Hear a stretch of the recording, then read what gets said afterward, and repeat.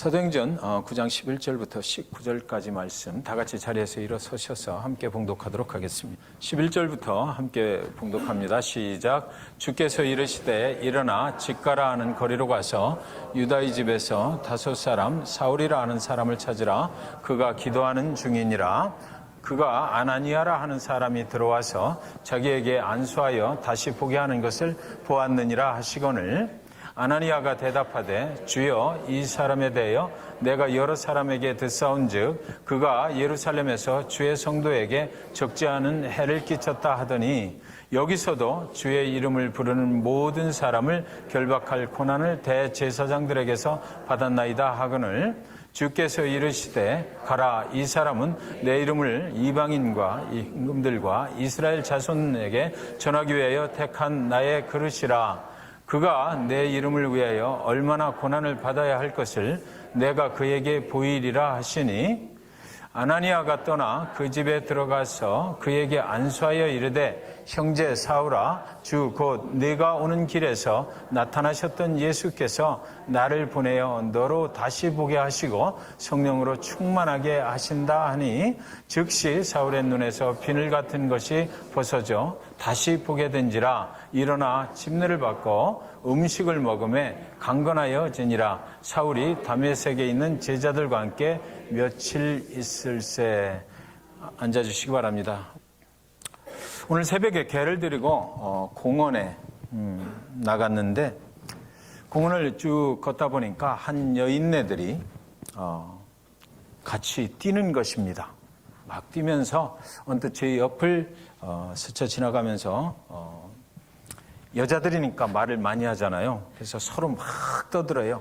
그러면서 지나가는데 뭐라고 그러냐면 제 귀에 들어온 소리 한마디 I just don't understand. 그러니까 또 옆 사람이 또 이야기를 합니다. Yeah, I just don't understand why they are doing like that. 세상은 이해할 수 없는 일투성입니다. 여러분, 지난 주간 동안에 플로리다 마이애미 인근의 한 하이스쿨에서 일어났던 총기 사건, 17명의 어린 영혼들을 앗아가버린 그 사건을 우리가 인간의 말로 어떻게 무슨 이유 때문에 그랬다라고 표현할 수가 있겠습니까? 이 죽음 앞에서 우리가 할 수 있는 일은 과연 무엇일까요? 왜 그런 일이 일어났는지를 아는 이가 이 세상에 누군가가 있을까요? 그 일이 퇴학당한 어떤 한 학생에 의해서 저질러진 일인데 이 사건을 세상 사람들은 이해할 수가 있겠느냐고요. We just don't understand. 인간이 아무리 현명하고 지혜롭다 하더라도 이 세상에는 수없이 많은 일들이 우리가 이해할 수 없는 그런 사건으로 계속해서 일어나고 있는 것입니다. 그때 우리가 할 수 있는 일은 무엇입니까? 이 세상의 역사를 창조 때부터 이어가고 있고 오늘 우리의 삶을 인도해 가고 계신 그 하나님께 기도하는 수밖에, 그분만이 알고 계실 것이기 때문에 우리는 그 길밖에는 다른 어떤 길도 다른 어떤 솔루션도 가지고 있질 못한 것입니다. 제가 존경하고 있는 목사님 중에 베델교회의 손인식 목사님, 지금은 은퇴하셨는데 그분께서 제가 전에 섬기던 교회 그 지역의 연합집회에 강사로 오셔서 설교를 시작하시는데 이런 말씀을 하시더라고요. 저는 죽을 수밖에 없는 죄인이었습니다. 그래서 가만히 그 간증을 들어보니까 무슨 말씀이냐면 저희가 유학을 와서 너무 힘들었을 때, 너무 스트레스를 많이 받을 때 아침에 교회를 가느라고 자기 아내가 신실한 믿음의 사람이어서 차에 자기 가족을 태우고 고속도로를 달려서 교회를 가는데 자기가 너무 교회에 가기 싫었다라는 것이에요.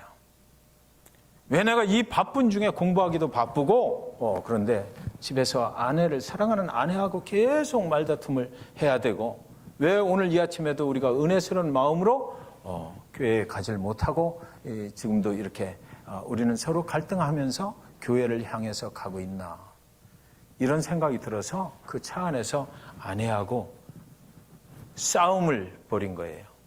그러다가 갑자기 하이웨이에서 차를 세우고 아내를 끄집어 내려서 하이웨이 바깥으로 내려놓고, 그리고 나서 자기는 교회가 아닌 다른 곳을 향해서 가서 하루 종일 있었다.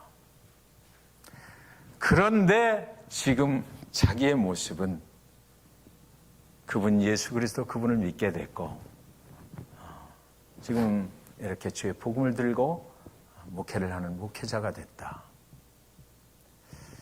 하나님은 나 같은 죄인을 왜 그런 계획 속에 인도해 오셨나?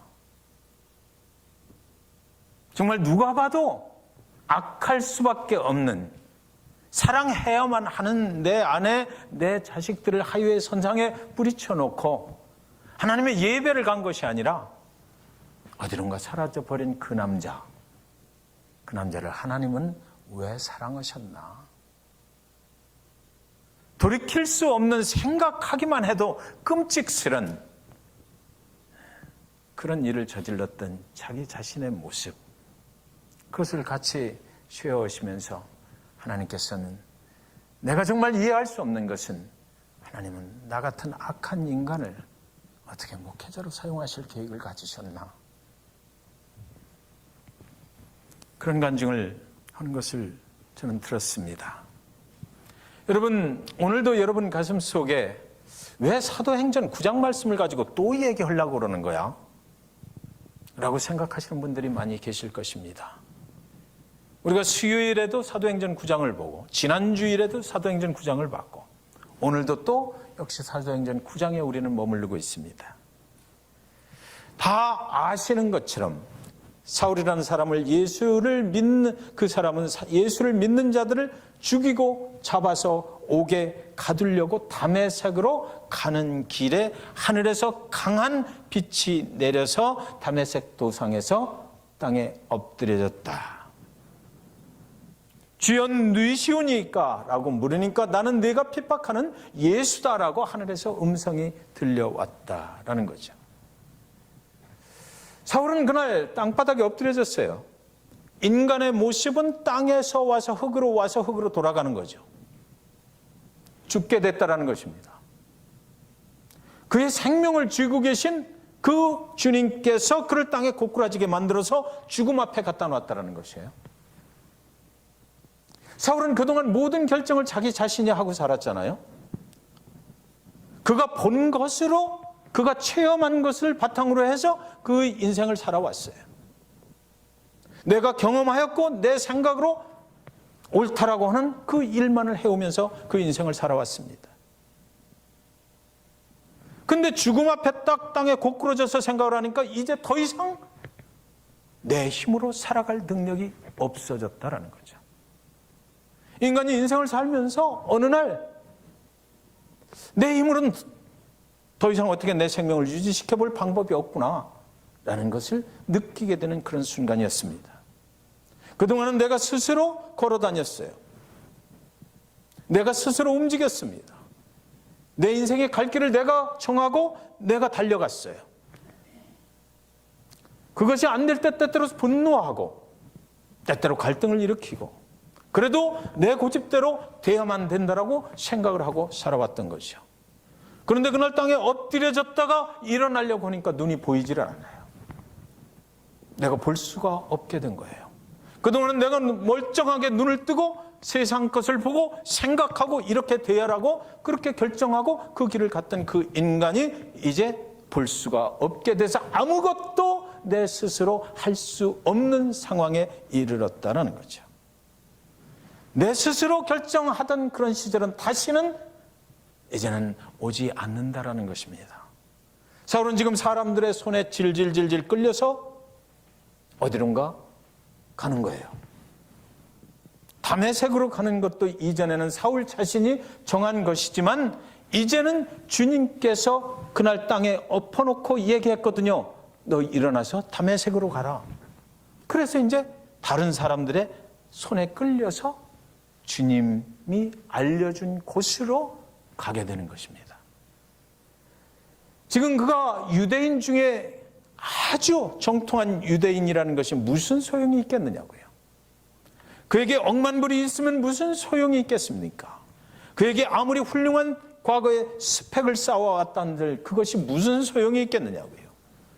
다른 사람들에 의해서 질질질 끌려가야만 되는 사울의 모습 속에서 사내들인 공회 속에서 아주 잘 나가는 훌륭한 지도자가 될 뻔했다는 것이 과연 무슨 소용이 있겠느냐는 말입니다.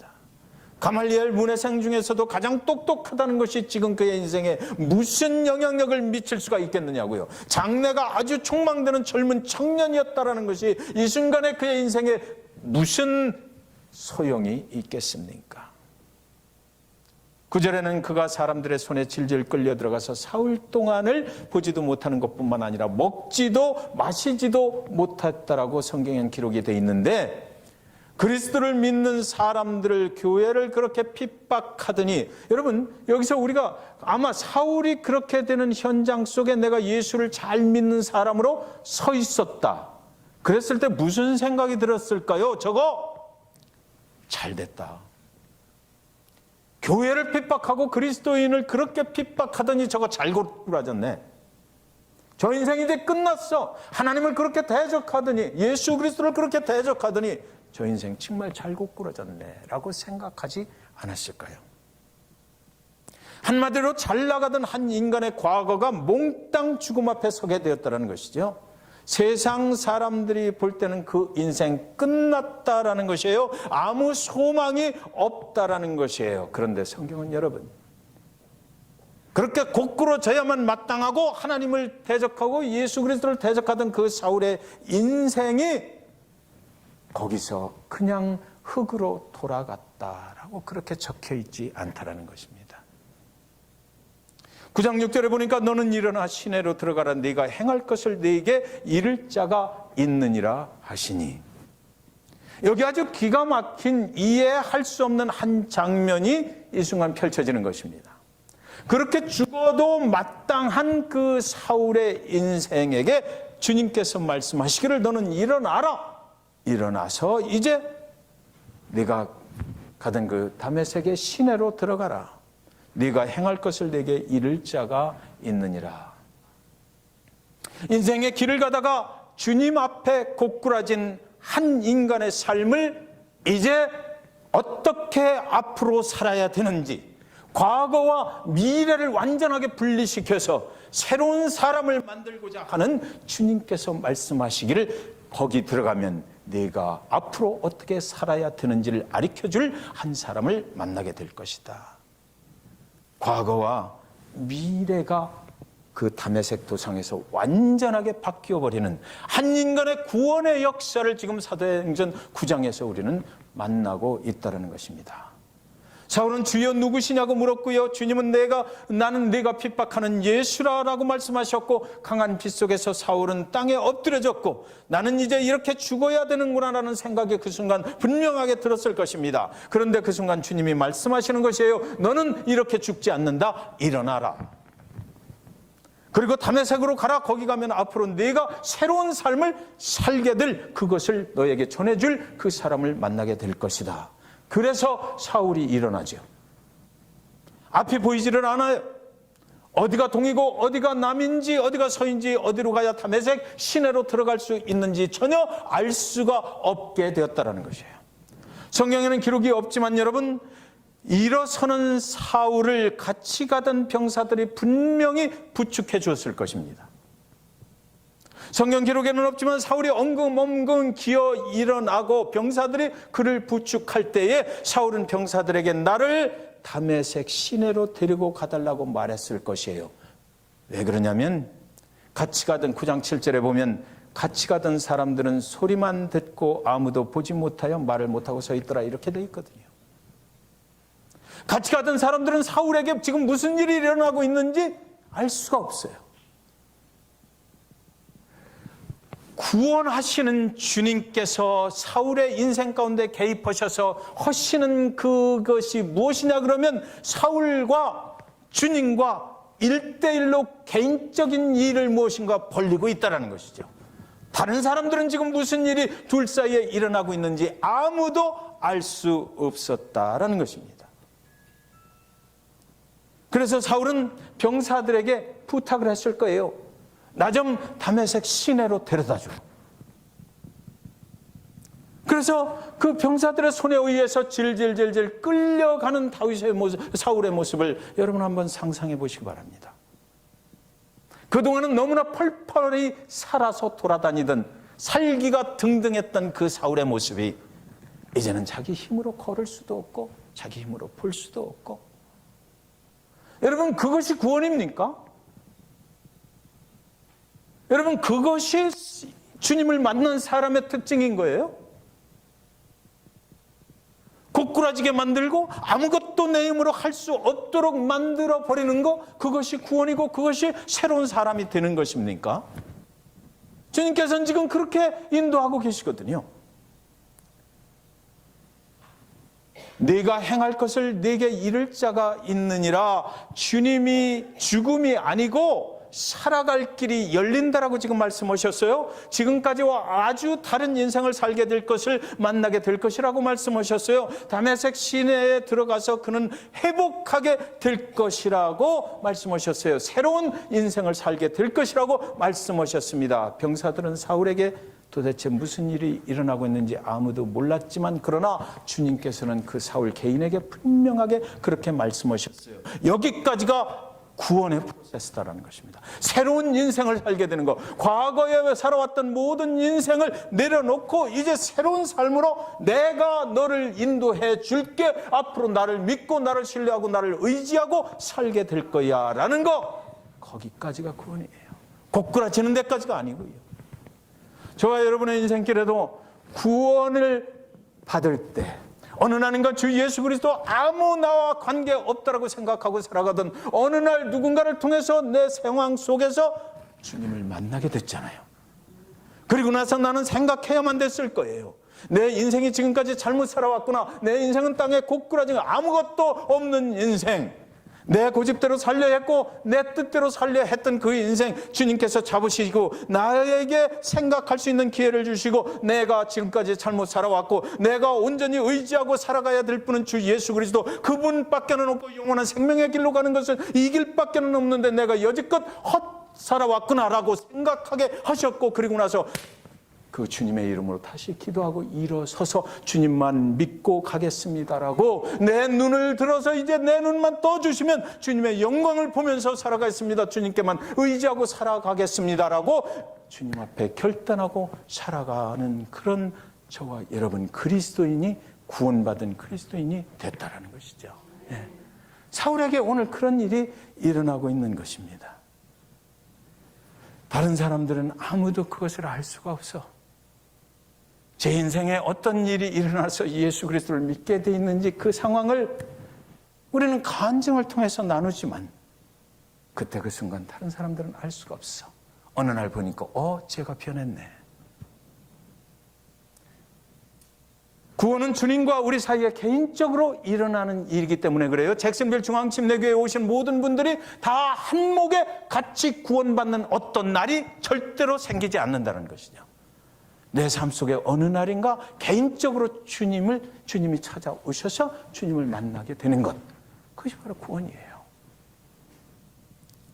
사도행전 20장 24절에 내가 달려갈 길과 주 예수께 받은 사명 곧 하나님의 은혜의 복음을 증언하는 일을 마치려 하면은 나의 생명조차 조금도 귀한 것으로 여기지 아니하노라. 사도 바울의 고백이죠. 이제 사울이라는 이름이 사도 바울로 바뀌면서 사도 바울의 이 고백은 오늘 여기 이 다메섹부터 시작이 됐다는 것입니다. 네.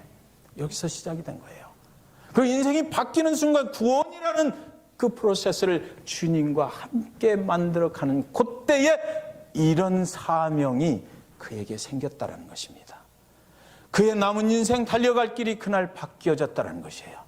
예수 그리스도 그분을 만나고 내 인생이 그동안은 이렇게 살아왔는데 그분이 나의 인생을 고꾸라뜨리는 순간에 내 생명의 주인이 바로 주님이시라는 것을 알게 됐고, 주님께서 나를 위해서 어떤 일을 하셨다는 걸, 이 세상에 오셔서 나 같은 죄인을 위해서 손인식 목사님 고백처럼 나 같은 죄인을 위해서 새로운 사명의 길로 가게 하시는 그 주님을 내가 이제는 내 생명을 다 바쳐서 살아야만 되겠다라고 그렇게 결단했던 사도 바울의 고백이 바로 20장 24절의 고백인 것입니다.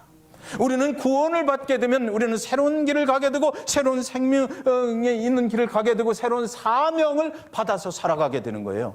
저와 여러분이 지금 잭슨빌 중앙침례교회 한 성도로서, 구원받은 성도로서 살아갈 때 우리 마음속에 하나님께서 우리의 양심을 통해서 성령의 인도함을 통해서 기도할 때 계속해서 주시는 그 사명이 있다는 것입니다. 여러분, 우리는 서로가 서로에게 주신 그 사명을 잘 알 수는 없지만 한 사람 한 사람에게 다 다른 사명의 길로 하나님의 영광을 위해서 그 생명 다 바쳐서 해도 너끈히 그 은혜를 갚을 수 없는 그런 귀한 은혜를 우리는 입어서 그 사명의 길로 가고 있다는 것이죠. 남은 인생이 살아가야 될 길을 알려주셨다. 구원은 그냥 내가 이 세상에서 구원을 받고 그냥 그렇게 저렇게 그냥 조금 다른 모습으로 살다가 내가 죽고 나면 영원한 천국에 가는 것, 그것이 끝이 아니라 이 땅에서 살아가는 동안 나를 구원해 주신 그 예수 그리스도를 위해서 무엇을 해야 될지 그 사명을 분명하게 주셔서 그 사명의 길로 인도해 가고 계시다는 것이에요.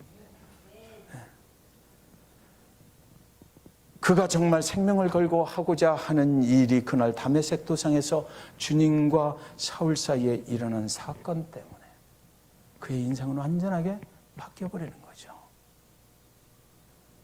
그 사울에게 다메섹 도상에서 일어난 일을 우리는 사울의 구원이요 사울의 회심이라고 부르는 것입니다. 여러분, 우리가 찬양을 드렸잖아요. 눈을 들어 영광의 주를 보라. 다메섹으로 사람들의 손에 의해서 끌려가고 있는 사울의 등 뒤에서 주님께서 그 찬양을 부르셨을 것 같아. 사울아, 이제는 눈을 들어 영광의 주를 보라. 소리 높여 주를 찬양하라. 주님께서 질질질질 끌려가고 있는 그 사울의 뒤에 서서 그 사울에게 그 찬양을 불러줬을 것만 같아요. 근데 여러분, 이 인간이 구원을 얻는 것, 주님의 이름으로 구원을 얻는 것도 참 이상하지만 오늘은 근데 이 구원받은 사울의 인생을 참 이해할 수 없는 한 사람을 또 그쪽에 보내시는 이 주님의 뜻을 또 이해할 수가 없어요. 참으로 이상한 것은 다메섹에 들어가 있는 사울에게 주님이 한 사람을 또 거기에 보내요. 9장 10절 11절에 보면 그때 다메섹에 아나니아라 하는 제자가 있더니 주께서 환상 중에 불러 이르시되 아나니아야 하시거늘 대답하되 주여 내가 여기 있나이다 하니 주께서 이르시되 일어나 집 가라 하는 거리로 가서 유다의 집에서 다섯 사람 사울이라 하는 사람을 찾으라 그가 기도하는 중이니라. 이거 정말 이해할 수가 없더라고요. 왜 주님께서 사울을 그렇게 땅에 고꾸라지게까지 하셨고 그 생명의 주인 되심을 사울에게 보여주셨고 내가 이제 앞으로 나에 의해서 새로운 길을 가리라 라고 말씀하셨는데 왜 또 어기뚱하게 그 다메섹에 살고 있는 아나니아라는 사람을 꼭 사울에게 보내야만 하셨나. 여기 나오는 이 아나니아는 이때만 잠깐 등장하고 성경에 다시는 등장하지 않거든요. 아니, 주님께서 인간의 생명을 쥐고 계신 분인데 그렇다면은 지금부터 사울의 인생을 잡으셨으니까 마음대로 하시면 돼. 눈을 뜨게 하는 것도 주님이 하실 수 있고 새로운 사명을 주시는 것도 주님이 하실 수 있고 가서 죽이든지 살리든지 주님께서 하시면 될 텐데 왜 어기뚱하게 그동안 한 번도 들어본 적이 없는 그 다메섹에 살고 있는 한 사람 아나니아라는 사람을 글로 보내려고 하셨을까?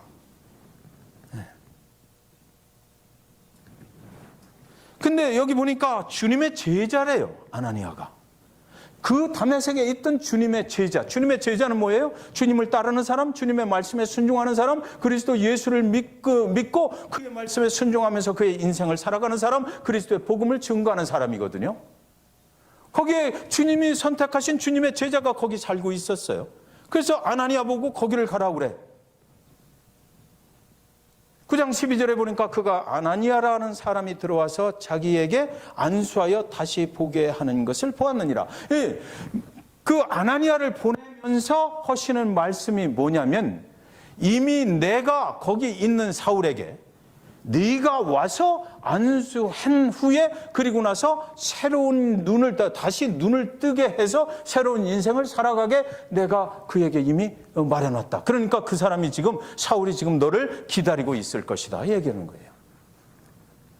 요한복음 10장 27절에 내 양은 내 음성을 들으며 나는 그들을 알면 그들은 나를 따르느니라. 아나니아, 주님의 제자는 주님의 음성을 듣고 살아가는 사람이거든요. 주님의 말씀에 따라서 사는 사람인데, 그런데 이 사람이 왜 특별히 그 사울한테 가야만 됐느냐 말이죠. 왜 주님은 그냥 사울한테만 계속해서 말씀을 하시고 이렇게 하라고 하지, 왜 아나니아를 너한테 보낼 테니까 그가 와서 내 눈을 뜨게 하리라, 너는 다시 보게 되리라, 이런 일을 하시는 것일까? 복잡하게.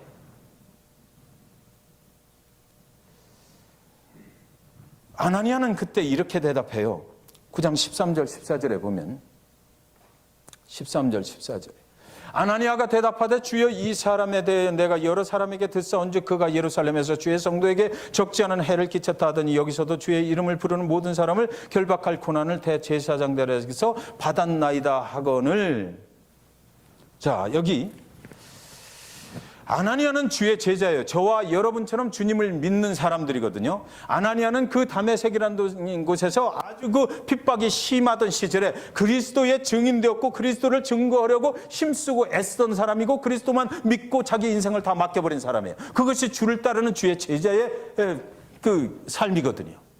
그랬는데 이 사람이 지금 하는 소리를 들으니까 아나니아가 대답하되 주여, 이 사람에 대하여 내가 여러 사람에게 듣사온즉, 지금 뭐라고 그러냐면, 주님, 내가 아무리 지금까지는 주님을 믿고 살아왔지만 주님이 하시는 이 명령에 나 순종할 수 없어요라는 거예요. 그 사람은 절대로 안 됩니다라는 거죠. 그 사람이 얼마나 악한지 주님 아시잖아요. 그 사람이 어떻게 했는지를 주님 다 알고 계시잖아요. 우리의 동료 스데반을 그 사람이 돌로 쳐 죽인 주동자입니다. 그거 다 아시잖아요. 왜 그 사람한테 나를 보내는 거예요? 나 두렵고 떨리고 난 죽어도 안 돼. 그 사람은 절대로 우리 교회에 들어오면 안 돼.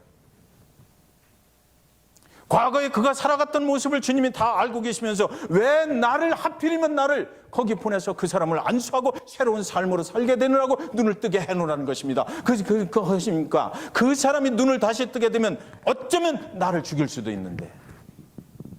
그렇잖아요. 그래서 14절에 보면 뭐라고 그러냐면, 중간에 보면 이렇게 돼 있어요.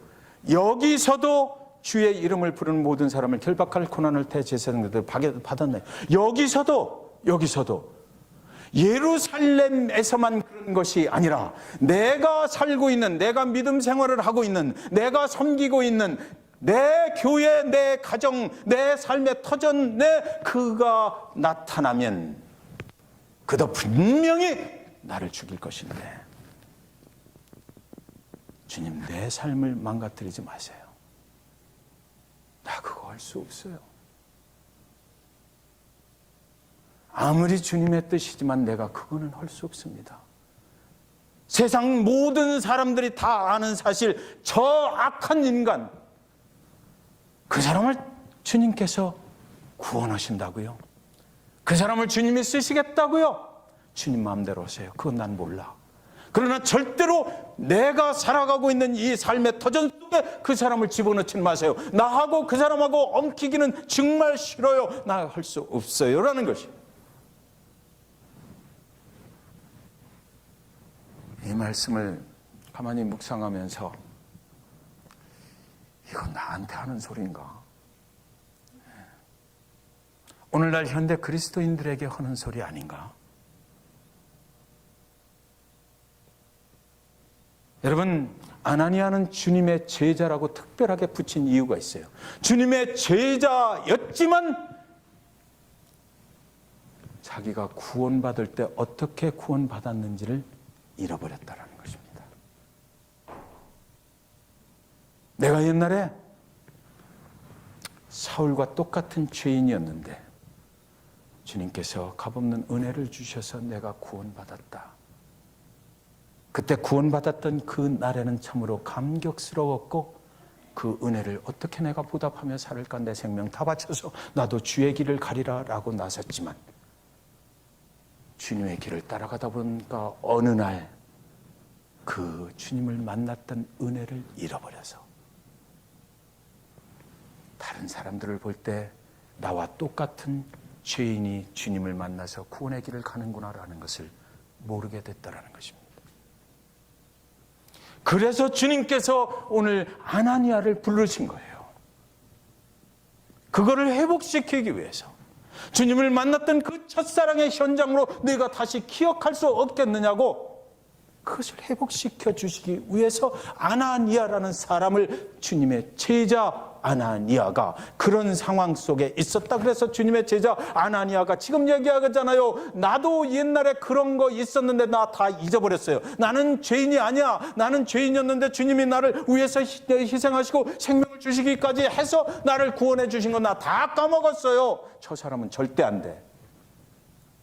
그러는 거죠. 아나니아는 구원은 모든 인류를 향한 하나님의 뜻이라는 것도 몰라. 기가 막히죠. 예수 그리스도 그분께서 왜 나만 살려야 돼? 하나님의 아들 예수 그리스도가 이 땅에 오셔서 십자가의 모든 인류를 멸망의 길에서 구원의 길로, 영원한 생명의 길로 인도하신 것, 그것을 왜 인정하지 않는 거야? 주님의 제자라면서 저와 여러분처럼 주님 예수 그리스도 그분으로 인해서 우리가 은혜 받고 구원의 생명의 길을 가는 사람들이 왜 다른 사람은 안 된다는 거야? 주님은 나만 위해서 그렇게 희생하셨다? 주님이 들으시면, 하나님이 들으시면 통곡하실 일이죠. 통곡하실 일. 9장 17절에 아나니아가 떠나 그 집에 들어가서 그에게 안수하여 이르되, 형제 사울아, 주 곧 네가 오는 길에서 나타나셨던 예수께서 나를 보내어 너로 다시 보게 하시고 성령으로 충만하게 하신다 하니. 이 소리를 듣고요, 아나니아가 지금 그 집으로 가는데 그때 아나니아가 가게 된 그 말씀이 있습니다. 15절에 주께서 이르시되 가라, 이 사람은 내 이름을 이방인과 임금들과 이스라엘 자손들에게 전하기 위해 택한 나의 그릇이라. 이 사람은 내가 택했다. 그런데 그 다음에 16절에 보면 그가 내 이름을 위하여 얼마나 고난을 받아야 할 것을 내가 그에게 보이리라 하시니, 이렇게 돼 있어요. 여러분, 저는 개인적으로 이 아나니아가 주님의 명령에 순종해서 가라 했을 때 가서 사울을 만나서 주님이 말씀하신 대로 안수하고 그의 눈을 뜨게 만들었던 그 근본적인 말씀이 어디에 있느냐면, 이 사람은 고난받을 사람이다라는 거죠. 고난받을 형제다. 이 사람을 내가 아주 폼이 나는 그런 인생을 살기 위해서가 아니라, 네가 처음에 나를 만나고 아나니아야, 네가 처음에 은혜에 감격해서 주님을 위해서 살겠습니다. 어떤 고난과 핍박이 와도 내가 그걸 견디면서 주님만을 위해서 살겠습니다라고 고백했던 그날의 그 고백처럼 이 사람도 너와 똑같은 고난의 종으로 수고하고 헌신하고 그렇게 희생하며 살아가야 될 네 형제다. 그렇게 말했을 거예요. 그래서 아나니아가 이제 곧장 달려가는 것입니다. 그리고 나서 그에게 가자마자 부르길 뭐라고 불러요? 형제 사울아. 형제 사울아. 여러분, 우리가 특별히 우리 침례교단에서는 우리 성도님들 서로를 형제와 자매라고 불러요. 그 말만큼 좋은 게 없죠. 우리가 형제여 자매여 부를 때 그 말 속에 있는 뜻은 뭐냐면, 당신과 나는 주님을 위해서 고난받을 종입니다 라는 것입니다. 우리는 한 길을 가는 사람들이다. 어떤 핍박과 고난이 있어도 우리는 그리스도를 증거하기 위해서 그 핍박과 고난을 함께 짊어지고 감당하면서 가야 될 사람들이라는 고백이 바로 형제여 자매여라는 것이에요. 동우주 형제님, 동윤이 자매님, 그것이 형제 자매의 의미인 것이에요.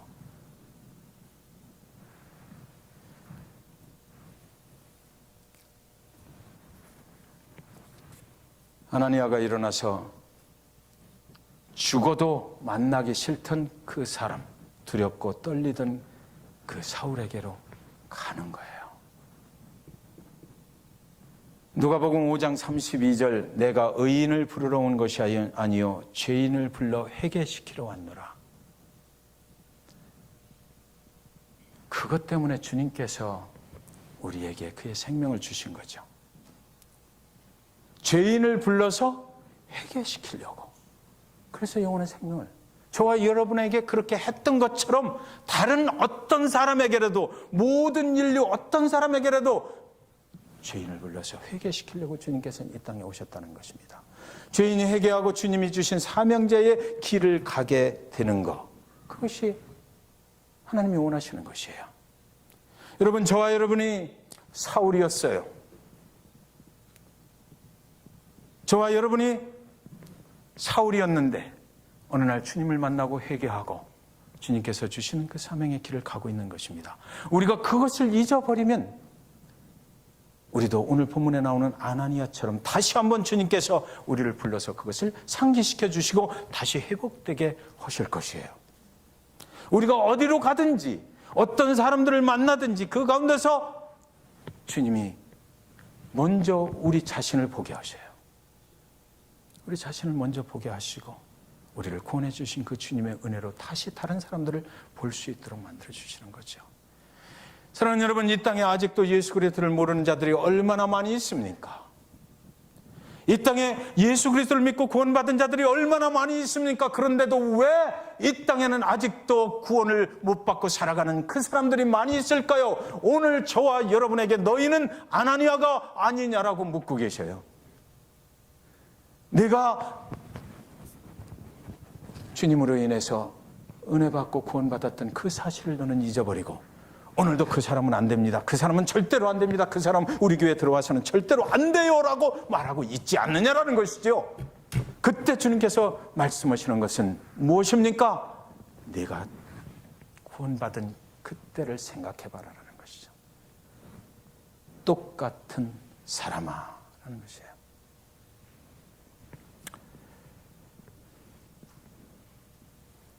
오늘 아나니아의 모습을 통해서 우리에게 주님께서 주시는 것은, 어느 분 그러시더라고요.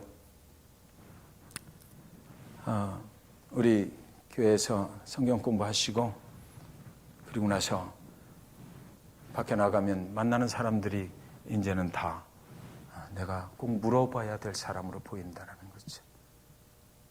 교회는 나가시나? 예수는 믿나? 언뜻 들으니까, 가서 물어보니까 목사님이더래. 그래도 하는 거예요. 그래도 교회 나가십니까?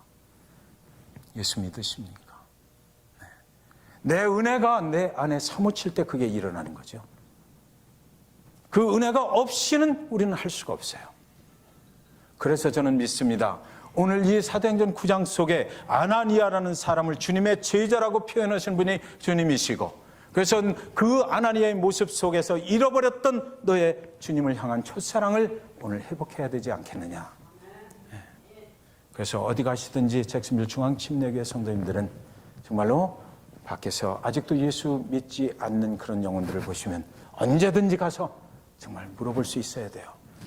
예수 믿으십니까? 구원 받으셨습니까? 기도하시겠습니다.